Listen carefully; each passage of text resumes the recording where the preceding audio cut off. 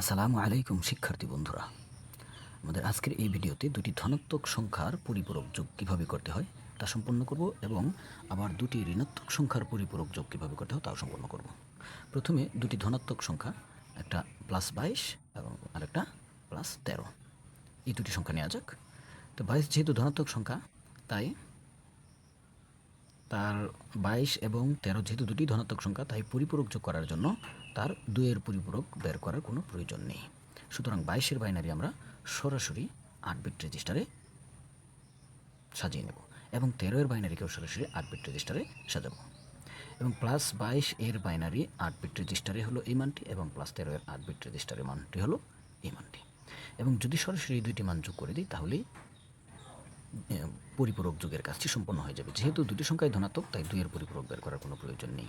সুতরাং এখানে যদি আমরা এখন যোগ করে দিই তাহলে 0 1 1 1 আর 0 যোগ করলে 1 1 এবং 1 যোগ করলে 2 2 থেকে 2 বাদ 0 2 বাদ দেওয়ার জন্য হাতের 1 0 এবং 1 আর হাতের 1 যোগ করলে 2 হয় 2 থেকে 2 বাদ 0 1 আর 0 1 এবং হাতের 1 2 2 থেকে আবার 2 বাদ দিলে হয় 0 এবং 2 বাদ দেওয়ার জন্য হাতের 1 0 আর 0 আর হাতের 1 যোগ করলে 1 হয় 0 0 যোগ করলে 0 0 0 যোগ করলে 0 হয়।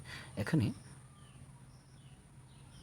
অষ্টম বিট হলো 0, তাই ফলাফল অষ্টম বিট যেহেতু চিহ্ন বিট এবং চিহ্ন বিট যদি 0 হয় তাই ফলাফল ধনাত্মক হবে, তাই এই ফলাফলটি হবে +35 এর বাইনারি মান।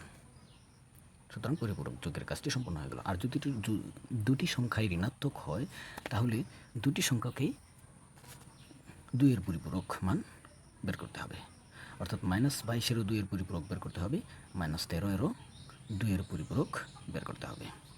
তো প্রথমে 8 বিট রেজিস্টারে 22-এর বাইনারি মানটি নিব এবং তার 1-এর পরিপূরক মান আমরা বের করব। 1-এর পরিপূরক মান বের করার জন্য প্রতিটি অঙ্ককে পরিবর্তন করলেই হবে, অর্থাৎ 0-এর স্থলে 1 এবং 1-এর স্থলে 0, এভাবে। তাহলে 1-এর পরিপূরক হয়ে গেল, তার সাথে 1 যোগ করে আমরা 2-এর পরিপূরক বের করে নিব, অর্থাৎ 1 1 2 2 থেকে 2 বাদ 0 হাতের আছে 1 হাতের 1 এবং 0 যোগ করলে 1 হয় 1 আর বাকি ঘরগুলোতে নিচে কোনো সংখ্যা না থাকায় সরাসরি আমরা সংখ্যাগুলো লিখে নিব। তাহলে 22-এর 2-এর পরিপূরক বের হয়ে যাবে।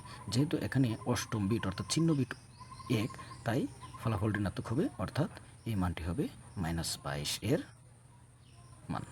একইভাবে 8 বিট রেজিস্টারে 13-এর বাইনারি হচ্ছে 0 0 0 0 1 1 0 1। যদি সংখ্যাগুলোকে আমরা 0 এবং 1-এর বিপরীতে পরিবর্তন করি তাহলে এটা হবে 1-এর পরিপূরক এবং তার সাথে যোগ করে আমরা বের করলাম 2-এর পরিপূরক। এবং এখানে 2-এর পরিপূরক এর ক্ষেত্রে অষ্টম বিট অর্থাৎ চিহ্ন বিট 1, তাই ফলাফল ঋণাত্মক হবে, অর্থাৎ এই বাইনারি মানটি হবে -13-এর মান।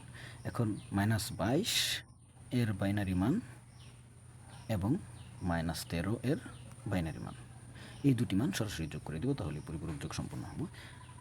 তাহলে এখানে আমরা এই সংখ্যা দুটি যোগ করে নিই, 0 এবং 1 1 1 1 যোগ করলে 2 হয় 2 থেকে 2 বাদ 0 হাতের আছে 1 2 বাদ দেওয়ার জন্য, তাই 0 0 এবং হাতের 1 1 1 আর 0 যোগ করলে 1 0 1 যোগ করলে 1 1 1 2 2-এর 0 2-এর জন্য 2 থেকে 2 বাদ দেব, বাদ দেওয়ার জন্য 0 হবে এবং 2 বাদ দেওয়ার জন্য হাতের 1 1 1 2 এবং হাতের 1 অর্থাৎ 3 3 থেকে 2 বাদ দিলে 1 থাকে এবং 2 বাদ দেওয়ার জন্য হাতের 1 আবার 1 1 2 এবং হাতের 1 3 3 থেকে 2 বাদ দেব, 2 বাদ দিলে 1 থাকবে এবং 2 বাদ দেওয়ার জন্য হাতের 1, পরে কোনো সংখ্যা না থাকায় এই হাতের 1 সংখ্যাটি এখানে আমরা ব্যবহার করব।